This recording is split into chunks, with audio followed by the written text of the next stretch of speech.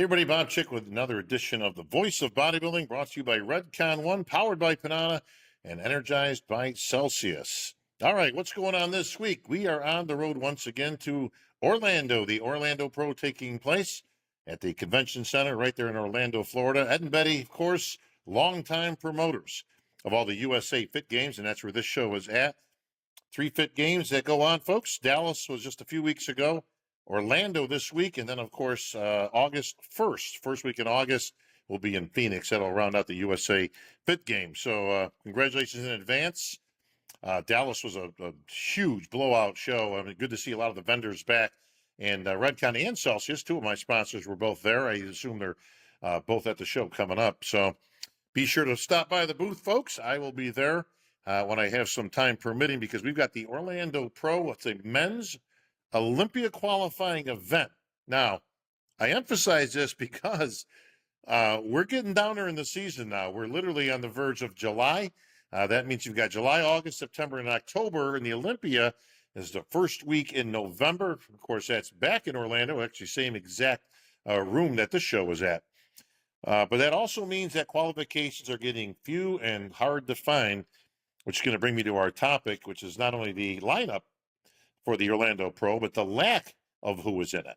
And this gets interesting because there's some big names on this list with only a few shows to go in the season. Somebody's going to get left out in the cold. This gets into what we call the business of bodybuilding. This gets into a subject that we talk about all the time on this show, which is the strategy of picking a show that you qualify and get to the Olympia. I just did an interview with Ian Valliere on the Olympia TV broadcast with Tarek El-Gindi. And I had to give him some credit because Ian does tend to pick good shows that he qualifies, I want to say fairly easily, but, you know, he's always got competition at the pro level. But he picks shows that he's got a reasonably good chance of winning, and he wins more than he loses, and he'll be back at the Olympia this year.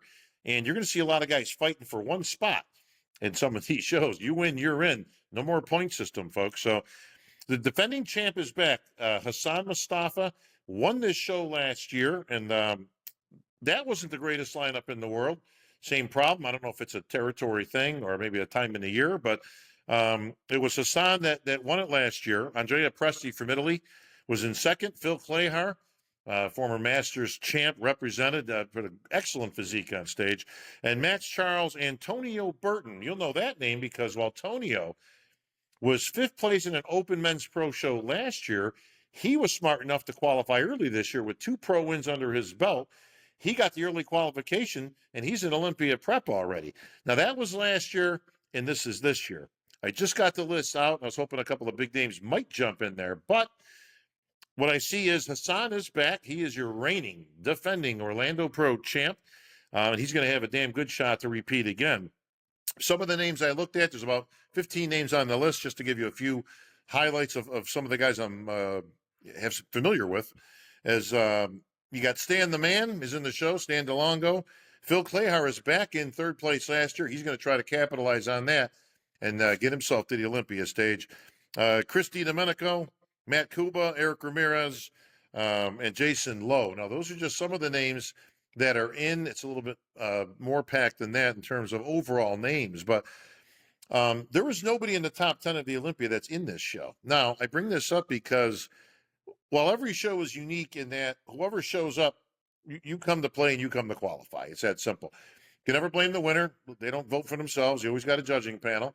And it should never be taken away from an athlete that it wasn't a deep lineup or a particularly tough, or what we would consider a tough lineup. All these athletes are there to try to win. They're not responsible for who they're competing against. As I was talking about with Ian Valliere on the air last night, he's a come one, come all kind of guy. He puts out well in advance what show he's getting ready for, and that he'll be there. So he's not trying to dodge anybody. He doesn't really care who shows up. He's there to do his best and put his best foot forward. And more often than not, it's worked out well for him. So we're going to talk about, the show itself in just a few minutes. But the list of not qualified is just as interesting as the list of who is qualified and who's in the show. Hunter Labrada, he is, I think, said he's going to compete in the Texas Pro. That's coming up next month, I believe. Andrew Jack is not qualified. That will surprise some people. I thought some people were under the impression that he had qualified early last year or such. That's not the case. He's not on the list of qualified athletes at the MrOlympia.com page. Blessing Awadabu. We saw him last year on the Olympia, came up a little bit short from where he wanted, but he's been taking most of the year to put on a little bit of added size, which I think is a good move. But if he has any intention of going in this year, he's going to have to pick a show fairly soon. Sergio Oliva, a name everybody knows. Sergio came up short just a few weeks ago, and I thought he might jump in Toronto or something quick. That doesn't seem to be the case, so he's going to have to be looking for something also down the road. Regan Grimes, Max Charles, Akeem Williams, James Hollingshead, William Bonac. I do believe William has said earlier that he's taking the year off no matter what, so let's not expect him and put him on that list. Justin Rodriguez, another name to add. All these guys are not qualified for the Olympia this year, and as I look down the list of competitions, I mean, you have some shows still. You've got Chicago coming up. You've got the Tampa Bay. It's been a long, running show from Tim Gardner, him running Chicago and Tampa.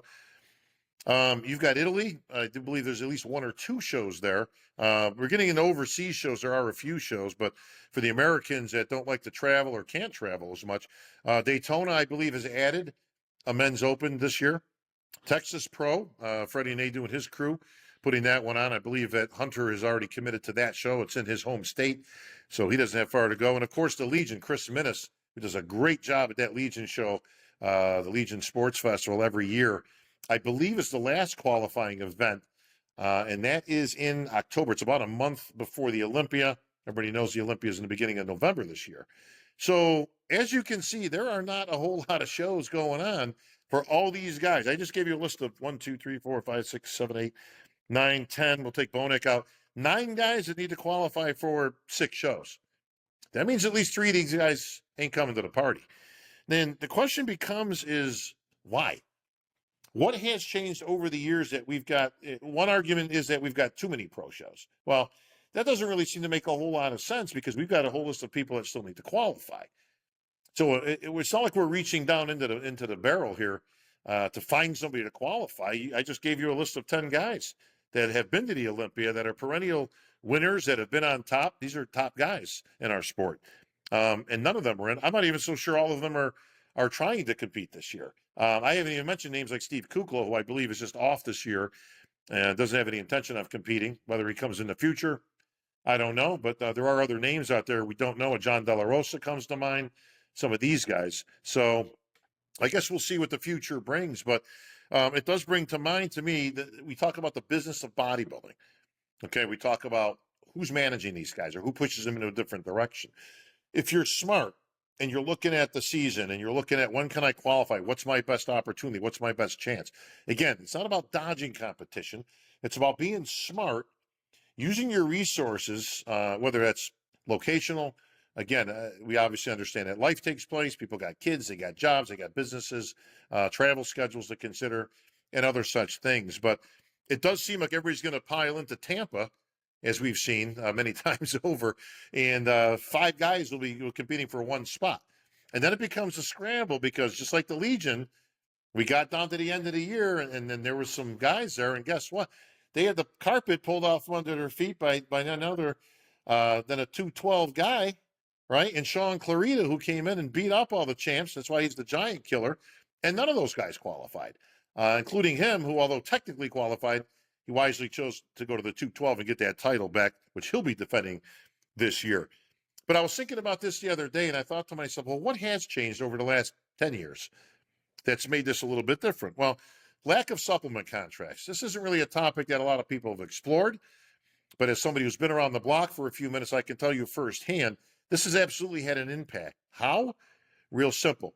In the old days, when you signed a supplement contract, it was usually in the contract that they wanted you to compete X amount of times throughout the year. So you were out there in the marketplace. You were out there representing yourself, representing the company, in effect, and putting it forward. And, of course, they wanted you to win a show, or at least try or do your best, and ultimately try to get to the Olympia. If you got an athlete on your staff, on your team, so to say, you absolutely want them in the Olympia. It's the biggest stage we got throughout the year and in the world. Now, with that came bonus structure. Usually, if you were to win a show, there was a clause in your contract that might pay you a bonus. Maybe it was $5,000 or $10,000. A lot of times they matched the prize money. If you won 20 grand, they would match it with a $20,000 bonus.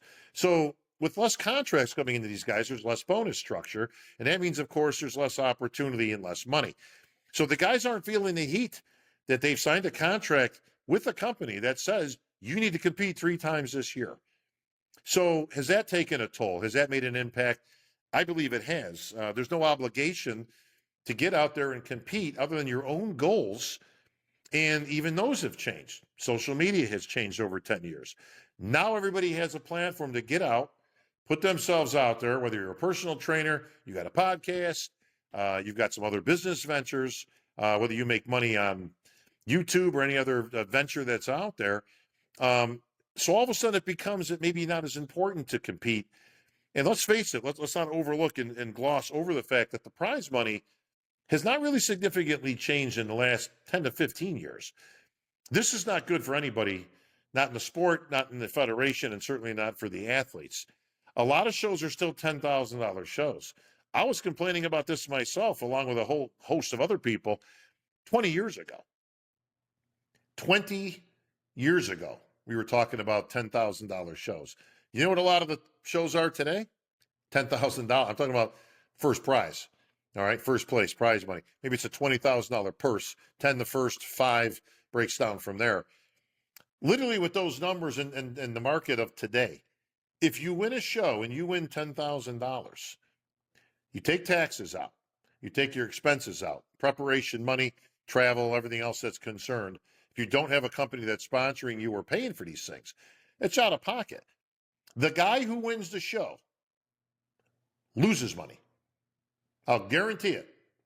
If you win $10,000 for a show, you've just lost money. Now, maybe money's not the end and be all. Okay, maybe that's not what you're looking for. You're looking for a qualification to the Olympia. You're looking for higher ground, to establish yourself and put yourself out there and hope that leads to a contract or some opportunity to make some money or just bring yourself higher up on the ladder of what your goals are and what you set out to do. But for a lot of people, it is about making money and about being a professional. And this is something I do believe we need to look at as an entity, okay, as a federation, as a community.